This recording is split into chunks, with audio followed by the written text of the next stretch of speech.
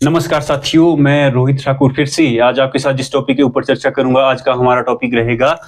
आम चुनाव, मध्यावधि चुनाव और उपचुनाव क्या है। इन तीनों चीजों को आज हम जो समझने की कोशिश करेंगे कि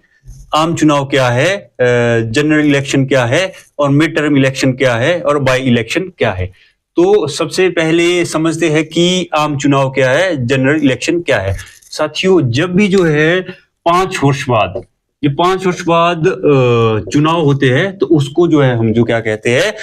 जनरल इलेक्शन कहते हैं, आम चुनाव कहते हैं। ये जो है लोकसभा के भी 5 वर्ष बाद जब चुनाव हो, या जो है राज्यों में जो विधानसभाएं होती है, उन विधानसभाओं के चुनाव भी अगर 5 वर्ष बाद होते हैं, तो उसको जो हम जो है क्या कहते हैं, आम चुनाव कहते हैं। क्योंकि ये जो निर्धारित जो है संविधान में जो एक निर्धारित समय है, उसके बाद ही जो है चुनाव हो रहे हैं, तो उसको जो हम जो है आम चुनाव कहते हैं, जनरल इलेक्शन कहते हैं।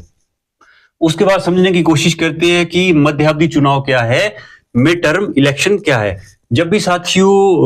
लोकसभा की अगर मैं बात करूं, चाहे विधानसभाओं की बात करूं, जब भी जो है चुनाव जो है 5 वर्ष के लिए किया जाता है, अगर मान लीजिए लोकसभा बीच में भंग हो जाती है, अपना या 1 साल का कार्यकाल पूरा करती है, या 2 साल का करती है, या 3 साल का, इसके बाद अगर जो है लोकसभा भंग हो जाती है और उसके बाद अगर दोबारा चुनाव करवाए जाते हैं, तो उसको जो हम जो है क्या कहते हैं, मध्यावधि चुनाव कहते हैं, मिड टर्म इलेक्शन कहते हैं। क्योंकि जो निर्धारित समय था भारत के संविधान में जो निर्धारित किया गया है, वो 5 वर्ष का होता है, पर चुनाव जो है सरकार भंग होने के कारण जो है चुनाव बीच में ही करवाए जा रहे हैं, तो उसको हम जो है क्या कहते हैं, मिड टर्म इलेक्शन कहते हैं। ये विधानसभाओं के भी हो सकते हैं और लोकसभा के भी हो सकते हैं, तो इसीलिए हम इसको जो है मिड टर्म इलेक्शन कहते हैं, क्योंकि चुनाव जो है बीच में ही करवाए जा रहे हैं। सरकार ने अपना पूरा जो है 5 वर्ष का समय नहीं किया है, और चुनाव या तो 1 साल बाद सरकार भंग होती है, या 2 साल बाद, इसके बीच 5 साल के बीच अगर दोबारा चुनाव करवाए जाएंगे, तो उसको हम जो है मध्यावधि चुनाव कहते हैं। अब समझने की कोशिश करते हैं कि उपचुनाव क्या है, बाई इलेक्शन क्या है। साथियों, जब कभी भी अगर मैं लोकसभा की बात करूं,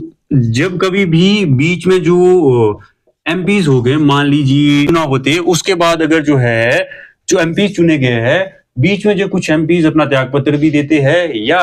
उनकी जो है मृत्यु हो जाती है, निधन हो जाता है, उसके बाद जो है चुनाव करवाए जाते हैं। जितनी सीटें खाली होती है, उसके बाद जो है उन सीटों पर जो दोबारा जो चुनाव करवाए जाएंगे, उसको हम जो है उपचुनाव कहते हैं। उसको हम क्या कहते हैं, उपचुनाव कहते हैं। और जो दोबारा जो है कैंडिडेट इलेक्ट होगा, जो चुना जाएगा, उसका टेन्योर जो है, जो शेष बचता है, मान लीजिए कोई एक एमपी है, उसने अपना 2 वर्ष का कार्यकाल पूरा किया है, उसके बाद उसका निधन हो गया है या त्यागपत्र दे दिया है, तो अगला जो एमपी चुना जाएगा उपचुनाव में,